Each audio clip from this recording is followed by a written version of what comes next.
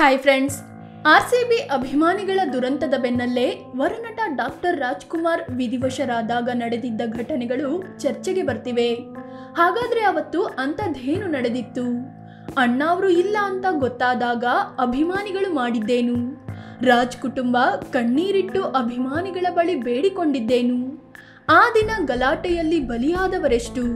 ಎಲ್ಲವನ್ನ ಈ ವಿಡಿಯೋದಲ್ಲಿ ಡೀಟೇಲ್ ಆಗಿ ಹೇಳ್ತೀವಿ. ಅದಕ್ಕೂ ಮುನ್ನ ನೀವಿನ್ನೂ ನಮ್ಮ ಚಾನಲ್ಗೆ ಸಬ್ಸ್ಕ್ರೈಬ್ ಆಗಿಲ್ಲ ಅಂದರೆ ಈ ಕೂಡಲೇ ಆಗಿ ಪಕ್ಕದ ಬೆಲ್ ಐಕಾನ್ ಮೇಲೆ ಕ್ಲಿಕ್ ಮಾಡಿ. ರಾಜ್ಕುಮಾರ್ ಕೊನೆಯ ದಿನ ಹೇಗಿತ್ತು? 2006 ಏಪ್ರಿಲ್ 12 ಅವತ್ತು ರಾಜ್ಕುಮಾರ್ಗೆ ಟ್ರಿನಿಟಿಯಲ್ಲಿ ಹಾರ್ಟ್ ಚೆಕಪ್ ಮಾಡಿಸ್ಬೇಕಿತ್ತು. ಆದರೆ ರಾಜ್ಕುಮಾರ್ ಹಿಂದಿನ ದಿನವೇ ತಮ್ಮ ಮಗನ ಬಳಿ ಹೇಳಿ ಅಪಾಯಿಂಟ್ಮೆಂಟ್ ಕ್ಯಾನ್ಸಲ್ ಮಾಡಿಸಿದ್ರು. ಬೆಳಗ್ಗೆ ಬೇಗನೆ ಎದ್ದ ಪಾರ್ವತಮ್ಮ ರಾಘವೇಂದ್ರ ರಾಜ್ಕುಮಾರ್ರನ್ನ ಎಬ್ಬಿಸಿ ರೆಡಿಯಾಗುವಂತೆ ಹೇಳಿದ್ರು. ಆಗ ರಾಘವೇಂದ್ರ ರಾಜ್ಕುಮಾರ್ ತಂದೆ ಅಪಾಯಿಂಟ್ಮೆಂಟ್ ಕ್ಯಾನ್ಸಲ್ ಮಾಡಿಸಿರೋ ವಿಚಾರ ಹೇಳಿದ್ರು. ಅಂದು ಬೇಗನೆ ಎದ್ದಿದ್ದ ರಾಜ್ಕುಮಾರ್ ಬೆಳಗ್ಗೆಯೇ ಸ್ನಾನ ಮಾಡಿ ಮುಗಿಸಿದ್ರು. ಎಂದಿನಂತೆ ಪ್ರಾಣಾಯಾಮ, ಸಂಧ್ಯಾ ವಂದನೆ ಮಾಡಿದ್ದ ಅವರು ಬೆಳಗ್ಗೆ ಉಪ್ಪಿಟ್ಟೇ ಬೇಕು ಅಂತ ಮಾಡಿಸಿಕೊಂಡು ತಿಂದಿದ್ರು. ಯಾಕಿವತ್ತು ಹಾರ್ಟ್ ಚೆಕಪ್ಗೆ ಹೋಗೋದು ಬೇಡ ಅಂದ್ರಿ ಅಂತ ಕೇಳಿದ್ದಕ್ಕೆ ಇವತ್ತು ನಾನು ಫ್ರೀ ಬರ್ಡ್ ಅಂದಿದ್ರಂತೆ ರಾಜ್ಕುಮಾರ್. ನಂತರ 11:30ಕ್ಕೆ ಪಾರ್ವತಮ್ಮ ಫಿಸಿಯೋಥೆರಪಿಗೆ ಅಂತ ಹೋಗಿದ್ರು. ವಾಪಸ್ ಬರುವಾಗ ರಾಜ್ಕುಮಾರ್ ಸೋಫಾ ಮೇಲೆ ಕೂತಿದ್ರು. ಟೈಮ್ ಮಧ್ಯಾಹ್ನ 1:15 ಆಗಿತ್ತು. ನ್ಯೂಸ್ ನೋಡ್ತಿದ್ರು. ನಂತರ ಹಾಗೆ ಸೋಫಾ ಮೇಲೆ ಒರಗಿಕೊಂಡಿದ್ರು. ಆದರೆ ಸ್ವಲ್ಪ ಹೊತ್ತಲ್ಲೇ ಪಾರ್ವತಮ್ಮ ಎಬ್ಬಿಸಲು ಹೋದ್ರೆ ಮಾತುಕತೆ ಏನೂ ಇರಲಿಲ್ಲ. MS ರಾಮಯ್ಯ ಆಸ್ಪತ್ರೆಗೆ ಕರೆದೊಯ್ಯಲಾಯ್ತಾದ್ರೂ ಪ್ರಯೋಜನವಾಗಲಿಲ್ಲ. 2 ಗಂಟೆ 5 ನಿಮಿಷದ ವೇಳೆಗೆ ಡಾಕ್ಟರ್ ರಾಜ್ಕುಮಾರ್ ಇಹಲೋಕ ತ್ಯಜಿಸಿದ್ರು. ಶರವೇಗದಲ್ಲಿ ಹಬ್ಬಿತು ಅಣ್ಣಾವ್ರ ಅಗಲಿಕೆ ಸುದ್ದಿ. ಅಣ್ಣಾವ್ರು ವಿಧಿವಶರಾದ್ರಂತೆ ಅನ್ನೋ ಸುದ್ದಿ ಬಿರುಗಾಳಿಯಂತೆ ಎಲ್ಲಾ ಕಡೆ ಹಬ್ಬಿಬಿಡ್ತು. ಅಣ್ಣಾವ್ರ ಪಾರ್ಥಿವ ಶರೀರವನ್ನ ಸದಾಶಿವನಗರದ ಮನೆಗೆ ತಗೊಂಡು ಹೋಗ್ಲಾಯ್ತು. ಆದರೆ 15 ನಿಮಿಷಗಳ ಕಾಲ ಮಾತ್ರ ಮನೆಯಲ್ಲಿ ಶವ ಇರಿಸಲು ಅವಕಾಶ ಸಿಕ್ಕಿತು. ಕುಟುಂಬದ ಕಣ್ಮಣಿಯಾಗಿದ್ದ ಅಣ್ಣಾವ್ರ ಪಾರ್ಥಿವ ಶರೀರವನ್ನು ತಬ್ಬಿ ಅಳಲು ಕೂಡ ಕುಟುಂಬಸ್ಥರಿಗೆ ಸಾಧ್ಯವಾಗಲಿಲ್ಲ. ಯಾಕಂದ್ರೆ ಅಷ್ಟರಲ್ಲಾಗಲೇ ಅಭಿಮಾನಿಗಳು ಅಣ್ಣಾವ್ರ ಮನೆ ಬಳಿ ಸಾಗರದ ರೀತಿ ಹರಿದು ಬರೋಕೆ ಶುರು ಮಾಡಿದ್ರು. ರಾಜ್ ಮನೆಯ ಕಾಂಪೌಂಡ್, ಅಕ್ಕಪಕ್ಕದ ಮನೆಗಳ ಟೆರೆಸ್ ಸೇರಿದಂತೆ ಎಲ್ಲೆಲ್ಲಿ ಜಾಗ ಇದೆಯೋ ಅಲ್ಲೆಲ್ಲ ಹತ್ತಿ ಕೂತಿದ್ರು ಜನ.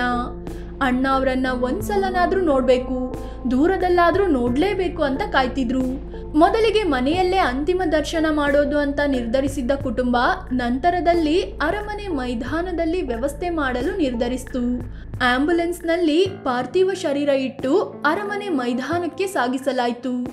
ರಸ್ತೆಯುದ್ದಕ್ಕೂ ಬಿಳಿ ಆಂಬ್ಯುಲೆನ್ಸ್ ಮತ್ತು ಜನರ ತಲೆಗಳು ಬಿಟ್ರೆ ಒಂಚೂರು ರಸ್ತೆ ಕಾಣಿಸ್ತಿರ್ಲಿಲ್ಲ. ಅಷ್ಟು ಜನ ತುಂಬ ಹೋಗಿದ್ರು. ಆಂಬ್ಯುಲೆನ್ಸ್ ಅನ್ನು ಕೂಡ ಅಭಿಮಾನಿಗಳೇ ಕಂಟ್ರೋಲ್ ಮಾಡ್ತಿದ್ರು.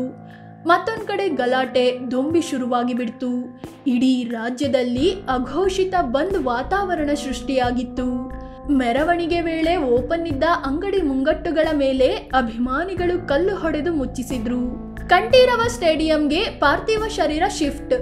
ಅರಮನೆ ಮೈದಾನದಲ್ಲಿ ಅಂತಿಮ ದರ್ಶನಕ್ಕೆ ಯಾವುದೇ ವ್ಯವಸ್ಥೆ ಮಾಡಿರಲಿಲ್ಲ. ಹೀಗಾಗಿ ಅಲ್ಲಿಂದ ಸೀದಾ ಪೂರ್ಣ ಪ್ರಜ್ಞಾ ಕಾಲೇಜಿಗೆ ತಗೊಂಡು ಹೋಗ್ಲಾಯ್ತು. ಅಲ್ಲೂ ಕೂಡ ವ್ಯವಸ್ಥೆ ಮಾಡೋದು ಕಷ್ಟ ಅಂತ ಮತ್ತೆ ಸಂಜೆ 7 ಗಂಟೆಗೆ ಕಂಠೀರವ ಸ್ಟೇಡಿಯಂಗೆ ಸಾಗಿಸಲಾಯಿತು. ಅಲ್ಲಿ ಅಂತಿಮ ದರ್ಶನಕ್ಕೆ ಇಡಲಾಯಿತು.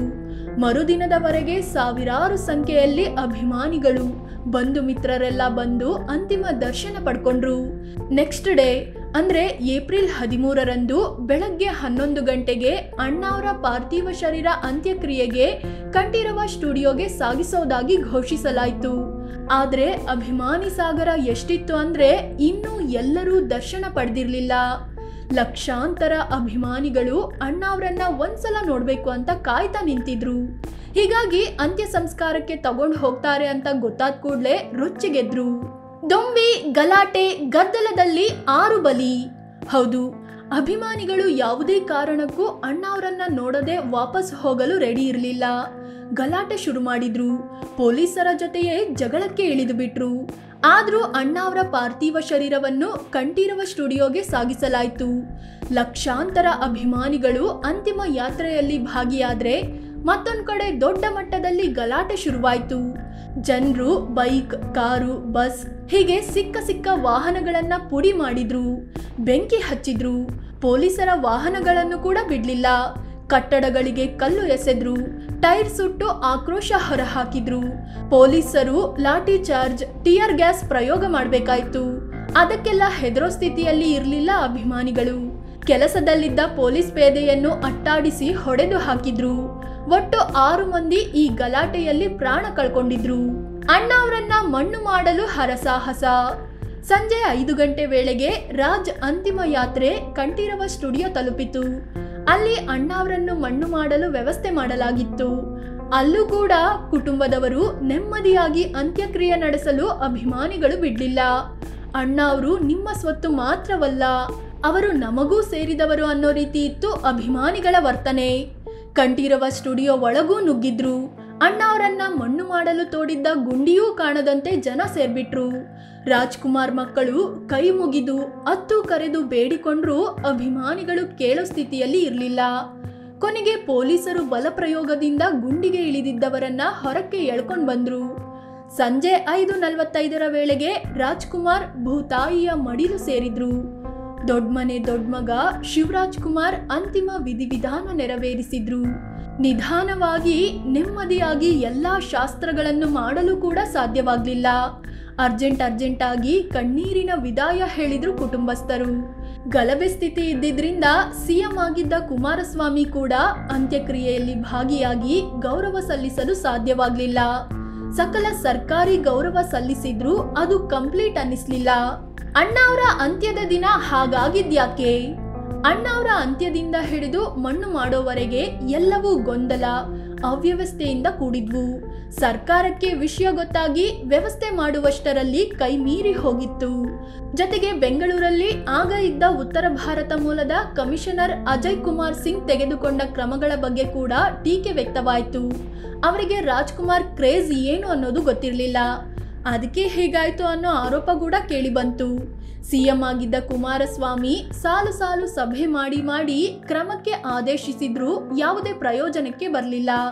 ನಂತರದಲ್ಲಿ ಇದರ ಹಿಂದೆ ರಾಜಕೀಯ ಕೈವಾಡ ಇತ್ತು, ಬೇಕಂತಲೇ ಗೂಂಡಾಗಳನ್ನ ಬಿಟ್ಟು ಗಲಾಟೆ ಮಾಡಿಸಲಾಯಿತು ಅನ್ನೋ ಆರೋಪ ಕೂಡ ಕೇಳಿ ಬಂತು. ಕುಮಾರಸ್ವಾಮಿ ಕೂಡ ಅದನ್ನೇ ಹೇಳ್ತಾ ಬಂದಿದ್ದಾರೆ. ಫ್ರೆಂಡ್ಸ್, ಇದು ವರನಟ ಡಾಕ್ಟರ್ ರಾಜ್ಕುಮಾರ್ ಅಂತ್ಯದ ದಿನ ಏನೆಲ್ಲ ಆಯ್ತು ಅನ್ನೋದ್ರ ಬಗ್ಗೆ ಮಾಹಿತಿ ನೀಡೋ ಪ್ರಯತ್ನ. ಈ ಬಗ್ಗೆ ನಿಮಗೇನನ್ಸುತ್ತೆ? ಅಂದು ಗಲಾಟೆ ಹಿಂದೆ ರಾಜಕೀಯ ವ್ಯಕ್ತಿಗಳ ಕೈವಾಡ ಇತ್ತಾ? ಕಾಮೆಂಟ್ ಮಾಡಿ ಹೇಳಿ. ಅದೇ ರೀತಿ ನೀವಿನ್ನೂ ನಮ್ಮ ಚಾನಲ್ಗೆ ಸಬ್ಸ್ಕ್ರೈಬ್ ಆಗಿಲ್ಲ ಅಂದರೆ ಈ ಕೂಡಲೇ ಆಗಿ ಪಕ್ಕದ ಬೆಲ್ ಐಕಾನ್ ಮೇಲೆ ಕ್ಲಿಕ್ ಮಾಡಿ. ಧನ್ಯವಾದ.